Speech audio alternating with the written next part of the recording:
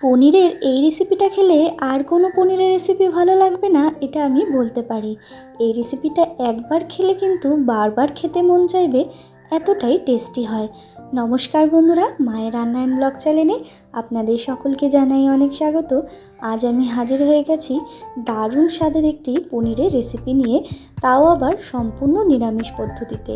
তো চলুন দেখে নেওয়া যাক কিভাবে তৈরি করলাম এই রেসিপিটা। এই রেসিপিটা দেখার জন্য কিন্তু সম্পূর্ণ ভিডিও দেখতে হবে। তার আগে যারা এখনও চ্যানেলটাকে সাবস্ক্রাইব করেননি তারা অবশ্যই চ্যানেলটাকে সাবস্ক্রাইব করে পাশে থাকা বেল আইকনটা ক্লিক করে রাখবেন। তো প্রথমেই আমি এখানে পনির নিয়েছি। পনিরটাকে এরকম ছোট ছোট করে ডুমো ডুমো করে কেটে নিয়েছি। আর নিয়েছি এখানে ক্যাপসিকাম, এখানে দু রকমের ক্যাপসিকাম নিয়েছি হলুদ আর সবুজ ক্যাপসিকাম, আর নিয়েছি টমেটো। সমস্ত আমি ডুমো ডুমো করে কেটে নিয়েছি। এরপরে আমি একটা মশলা তৈরি করে নেব। তার জন্য আমি একটা মিক্সিং জার নিয়েছি, তার মধ্যে কাজু বাদাম আর চারমগজটা দিয়ে তার মধ্যে দিয়ে দিলাম টক দই। এখানে প্রায় 4 টেবিল চামচ মতো টক দই দেওয়া আছে। এরপর একটা স্মুথ পেস্ট তৈরি করে নিতে হবে। তারপর একটা আমি বাটি নিয়েছি, বাটির মধ্যে আমি একটা মশলা তৈরি করে নেব। দিয়ে দিলাম এখানে ধনে গুঁড়ো, জিরে গুঁড়ো আর ঝাল লঙ্কার গুঁড়ো।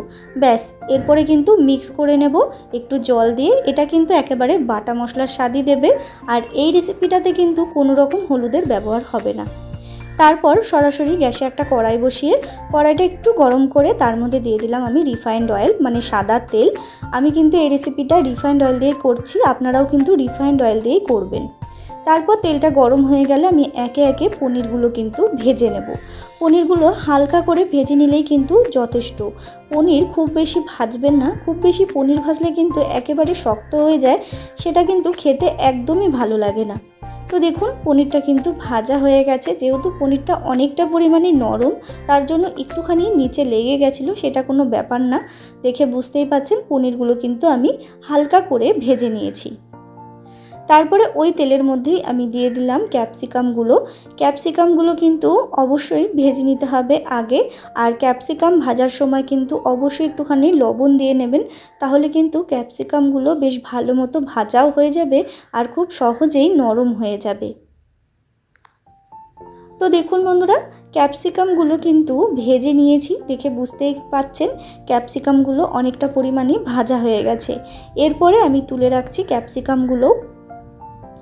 তারপর ওই তেলের মধ্যে আমি ফোড়নে দিয়ে দিলাম গোটা গরম মশলা। আর কিন্তু কোনো রকম তেলের আমি ব্যবহার করিনি, ওই তেলটার মধ্যেই দিয়ে দিতে হবে গোটা গরম মশলা ফোড়নে।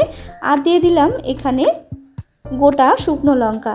এরপরে ফোড়নটাকে একটুখানি ভেজে নিতে হবে। তো দেখুন ফোড়নটাকে কিন্তু একটু ভেজে নিচ্ছি। ফোড়নটা একটু ভেজে নেওয়ার পরে যখন একটা মিষ্টি গন্ধ ফোড়নের চলে আসবে, তখন এখানে দিয়ে দিলাম আমি গ্রেট করে রাখা আদা। আমি আদাটাকে গ্রেট করে রেখেছিলাম, সেটাই একটুখানি ভেজে নিয়ে তারপরে দিয়ে দিলাম এখানে টমেটো কুচি। একটা বড় সাইজে টমেটো কুচি করে দিতে হবে। টমেটোটা একটুখানি ভেজে নিয়েছি। টমেটোটা একটু যখন নরম হয়ে যাবে, তখন এখানে যে মশলাটা আমি রেডি করে রেখেছিলাম, মানে বাটির মধ্যে গুলে রেখেছিলাম, সেটাই দিয়ে দিলাম। ব্যাস, এরপরে কষিয়ে নিয়েছি। দেখে বুঝতেই পাচ্ছেন প্রায় আমি 5 মিনিট ধরে কিন্তু মশলাটাকে কষিয়ে নিয়েছি। এরপর পরিমাণ মতো লবণ দিয়ে দিলাম, আর দিয়ে দিলাম পরিমাণ মতো চিনিটা কিন্তু অবশ্যই স্কিপ করবেন না, দেওয়ার চেষ্টা করবেন। যেহেতু পনিরের তরকারি আর নিরামিষ রেসিপি, তার জন্য কিন্তু পনিরটা অবশ্যই দেবেন। মশলাটার থেকে তেল ছেড়ে আসলে তখন যে মশলাটা আমি পেস্ট করে রেখেছিলাম, মানে টক দই, কাজু বাদাম আর চারমগজ, সেটাই কিন্তু দিয়ে দিলাম। এরপর আবারও এই মশলাটার সাথে আমি কিন্তু কষিয়ে নিচ্ছি। তো দেখুন আবারও কিন্তু আমি 2 থেকে 3 মিনিট মশলাটার সাথে কষিয়ে নিয়েছি। এরপর দিয়ে দিচ্ছি ভেজে রাখা পনির, ক্যাপসিকাম। 2 রকমের ক্যাপসিকাম আমি এখানে ব্যবহার করেছি। আপনারা চাইলে 3 রকমের ক্যাপসিকামই এই রেসিপিটার মধ্যে কিন্তু ব্যবহার করতে পারেন। তারপরে আবারও একটুখানি ফুটিয়ে নিচ্ছি। তো দেখুন বন্ধুরা, আবারও একটুখানি ফুটিয়ে নিয়েছি। দেখে বুঝতেই পাচ্ছেন কতটা সুন্দর হয়েছে কালারটা। এটার মধ্যে যে হলুদ পড়েনি সেটা কিন্তু বোঝাই যাচ্ছে না, দারুণ হয় এই রেসিপিটা। তারপর দিয়ে দিলাম ওই মশলা ধোয়া বাটির একটু জলটা দিয়ে আবারও আমি ওই 3 থেকে 4 মিনিট মতো ফুটিয়ে নেব। তো দেখুন 3 থেকে 4 মিনিট মতো ফুটিয়ে নিয়েছি। তারপরে দিয়ে দিলাম 2টো কাঁচা লঙ্কা আর একটুখানি কাসুরি মেথিটাকে কিন্তু একটু শুকনো খোলায় রোস্ট করে তারপরে দেবেন, তাহলে কিন্তু এটা বেশ ভালো হয়, মানে গুঁড়োটা হতে বেশ ভালো হবে। তারপর দিয়ে দিলাম এখানে ফ্রেশ ক্রিম। ব্যাস, আর কিন্তু কিচ্ছু দেওয়ার নেই। এরপর আবারও একটুখানি ফুটিয়ে নিয়েছি, একটুখানি বলতে এখানে প্রায় 10 মিনিট মতো আবারও ফুটিয়ে নিয়েছি। আর আমার কিন্তু একেবারে রেডি হয়ে গেছে এই মশালা পনির রেসিপিটা। এইভাবে এই মশালা পনির তৈরি করে দেখবেন, দারুণ হয় খেতে। পনিরের এই রেসিপিটা খেলে কিন্তু একেবারে মুখে লেগে থাকবে, এটুকু আমি বলতে পারি। পনিরের আর কোনো রেসিপি আপনাদের ভালো লাগবে না, মন চাইবে শুধু এই রেসিপিটাই খেতে। আর হ্যাঁ, আর একটা কথা, এখানে আমি ক্যাপসিকামের ব্যবহার করেছি। আপনাদের যদি ক্যাপসিকামের স্বাদটা ভালো না লাগে তাহলে কিন্তু আপনারা ক্যাপসিকাম ছাড়াও এই রেসিপিটা করতে পারেন।